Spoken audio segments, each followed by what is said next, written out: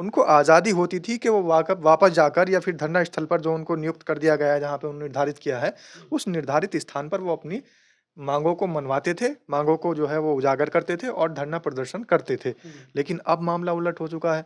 अब जैसे ही घर से निकलेंगे, वो जो निर्धारित स्थल बनाया गया है धरना प्रदर्शन के लिए वहां या तक जो जाने की तो जरूरत ही नहीं पड़ती, घर में ही डिटेन कर दिया बिल्कुल, जाता है। वहाँ तक जाने की ज़रूरत नहीं होती, जैसे ही घर से निकलते हैं, तो पुलिस प्रशासनिक अमला उनको उठाकर डिटेन कर देता है। यहाँ तक कि डिटेन के नाम पर उनके साथ बदसलूकी होती है। नमस्कार, स्वागत है आपका। मेरा नाम है विपिन बेबाक। मेरे साथ मेरे सहयोगी सादाब रिजवी। स्वागत है। धन्यवाद सर। उत्तर प्रदेश की नगीना सीट से सांसद और आजाद समाज पार्टी के अध्यक्ष चंद्रशेखर आजाद ने योगी सरकार को घेरने का कभी कोई मौका नहीं छोड़ा है और न ही छोड़ते हैं। प्रदेश की कानून व्यवस्था से लेकर हर मुद्दे पर चंद्रशेखर खुलकर अपनी बात रखते हैं। आजाद समाज पार्टी ने सोमवार को यूपी की राजधानी लखनऊ में धरना प्रदर्शन किया है। पार्टी के आह्वान पर प्रदेश भर से कार्यकर्ता लखनऊ पहुंचे। भीड़ को देखते हुए पुलिस ने हजरतगंज के चारों ओर बैरिकेडिंग कर दी। साथ ही कई नेताओं को हाउस अरेस्ट भी कर लिया गया। पुलिस अफसरों को कानून व्यवस्था से जुड़ा ज्ञापन सौंपने के बाद धरना प्रदर्शन समाप्त हुआ। आजाद समाज पार्टी के अध्यक्ष चंद्रशेखर आजाद ने कहा है कि आज हमारा देश भर में प्रदेश मुख्यालय पर शांतिपूर्ण आंदोलन है। दलित, आदिवासी, पिछड़ों, मुसलमानों, जैन, महिलाओं और किसानों के खिलाफ हिंसा हो रही है। उनकी धार्मिक, सामाजिक और धार्मिक आज़ादी पर लगातार हमला हो रहा है। कल मैं कार से लखनऊ जा रहा था, लेकिन पुलिस ने रोक लिया। प्रदेश भर से लखनऊ जा रहे कई कार्यकर्ताओं को टोल पर और घरों में और चौकियों पर डिटेन कर लिया गया। बस और छोटी गाड़ियां तक रोक ली गई। पूरी ताकत से हम लोगों को रोकने का पुलिस ने प्रयास करा, जिससे स्पष्ट है कि यूपी सरकार लोकतांत्रिक व्यवस्था पर भरोसा नहीं रखती। सरकार ने आज लोकतंत्र का गला घोटने का काम किया है। चंद्रशेखर आजाद ने कहा है कि सरकार ने जितनी ताकत हमें और हमारे साथियों को रोकने में लगाई है, उतनी शक्ति अपराध को रोकने और नौजवानों की तरक्की पर लगाते तो बहुत परेशानियां कम हो जाती। योगी सरकार की दमन और गुंडागर्दी के खिलाफ हम लोग लड़ते रहेंगे। उन कार्यकर्ताओं को धन्यवाद जो तमाम बाधाओं को लांघकर लखनऊ पहुंचे। उन्होंने ये बता दिया है कि हम रुकने वाले नहीं हैं। चंद्रशेखर आजाद लगातार सड़क से लेकर संसद तक जनता की आवाज उठा रहे हैं। सादाब रिजवी, लखनऊ आह्वान था कार्यकर्ताओं का, लखनऊ पहुंचे, लेकिन वहां पर पुलिस ने बैरिकेडिंग लगा दी और जो पार्टी के कार्यकर्ता हैं, पार्टी के पदाधिकारी हैं, उनको डिटेन कर लिया गया। क्या कहेंगे? देखिए, पहली बार देश में ऐसा हो रहा है कि विपक्ष हो या कोई और पार्टी के लोग हों या फिर आम जनता क्यों ना हो, अगर वो अपनी आवाज़ बुलंद करने के लिए कहीं जाते हैं और अपने हक-हकूक़ की लड़ाई लड़ने के लिए कहीं जाते हैं, तो पुलिस को इस कदर सक्रिय कर दिया गया है, जैसे पुलिस ना होकर के वो सरकारी कठपुतली हो। सरकार जहाँ उनको नचा रही है, वो वहाँ नाच रहे हैं।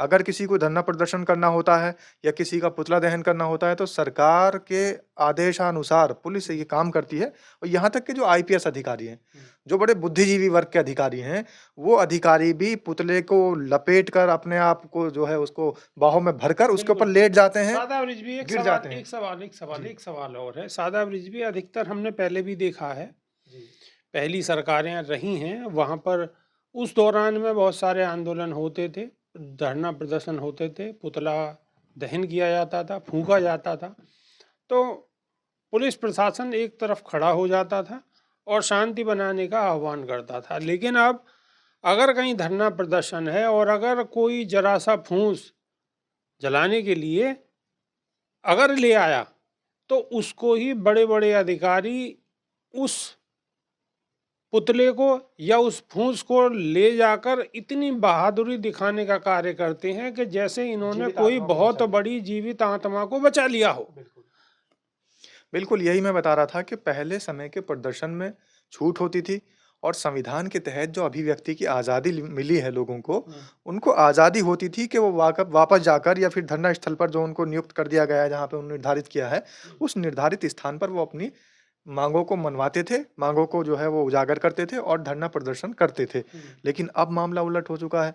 अब जैसे ही घर से निकलेंगे, वो जो निर्धारित स्थल बनाया गया है धरना प्रदर्शन के लिए वहां या तक जो जाने की तो जरूरत ही नहीं पड़ती, घर में ही डिटेन कर दिया जाता बिल्कुल, है। वहाँ तक जाने की ज़रूरत नहीं होती। जैसे ही घर से निकलते हैं, तो पुलिस प्रशासनिक अमला उनको उठाकर डिटेन कर देता है। यहाँ तक कि डिटेन के नाम पर उनके साथ बदसलूकी होती है। महिलाओं को उल्टा करके उनके कपड़े उतर जाते हैं, वो अर्धनग्न हो जाती है। इस तरीके से खींचा जाता है और जो पुरुष हैं, पुरुषों को खींच-खींच कर लाठियाँ बरसाई जाती है। आँसू गैस के गोलों के नाम पर गोलियाँ बरसा दी जाती है। बिल्कुल। कहीं भी धरना प्रदर्शन हो रहे हैं, तो यही हालात देखने को मिल रहे हैं। एक नारा मुझे याद आ जाता है, जब धरना प्रदर्शन की कवरेज के दौरान एक बार मैं गया था, लोगों ने नारा लगाया था, लोगों ने आपत्ति भी जताई थी। वो नारा था, जब-जब मोदी डरता है, पुलिस को आगे करता है। जब-जब बीजेपी डरती है, पुलिस को आगे करती है।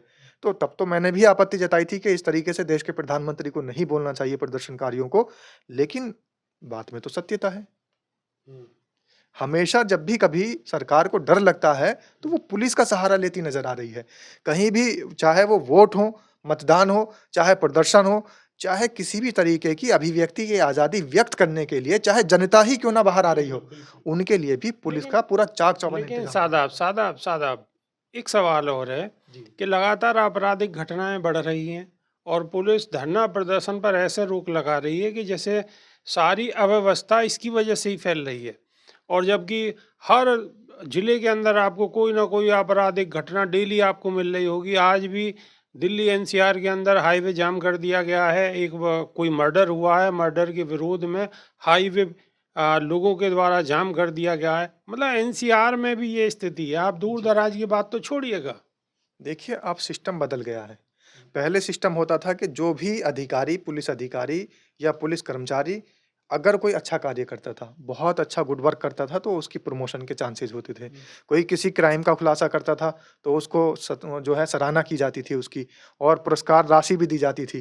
जी। अब मामला बदल चुका है। अब अगर कोई दंगाई वाला बयान देता है या गुंडाई वाली बात करता है या फिर वो एक समुदाय को टारगेट करता है, तो प्रमोशन के चांसेस ज़्यादा हैं। अब बलात्कार का मामले का जो बलात्कारी हैं, जो आरोपी हैं, उनको पकड़ के बंद करने के लिए आपको सराहना नहीं की जाती आपकी, पुलिस अधिकारियों की। अब तो जो जितनी बड़ी भाषणबाज़ी, अनर्गल बयानबाज़ी या फिर भड़काऊ बयानबाज़ी करेगा, यानी कि सत्ताधारी पार्टी यानी भारतीय जनता पार्टी या फिर कह लीजिए कि जो हमारी सरकार है, उत्तर प्रदेश हो या देश की सरकार हो, अगर उनके पक्ष की बात करेगा, अगर हिंदुत्व के मुद्दे की बात करेगा, अगर जो है एक पुलिस अधिकारी अपने कार्य के लिए भी जाएगा तो हाथ में गदा होगी, माथे पे तिलक होगा, जय श्री राम का नारा होगा, तो उसके प्रमोशन के चांसेस ज़्यादा हैं। ये पुलिस प्रशासन भी समझ चुका है, तो पुलिस प्रशासन भी उसी धारा में जा रहा है, जहाँ उसको प्रमोशन के ज़्यादा चांसेस दिखाई दे रहे मतलब हैं। सीधा-सीधा आप ये कहना चाह रहे हैं, आपने ये सवाल उठाया कि पुलिस प्रशासन अपनी तरक्की का रास्ता ढूँढ रहा है कि कैसे वो सरकार की और बड़े नेताओं की नज़रों में आए और कैसे अपना आगे का रास्ता साफ करे। बिल्कुल। दर्शकों से भी एक गुजारिश है कि अगर उन्हें ये बात सही लगी है तो कमेंट के माध्यम से राय रखें अपनी। नई वीडियो में फिर रूबरू होंगे। बहुत बहुत शुक्रिया। नमस्कार। धन्यवाद साहब।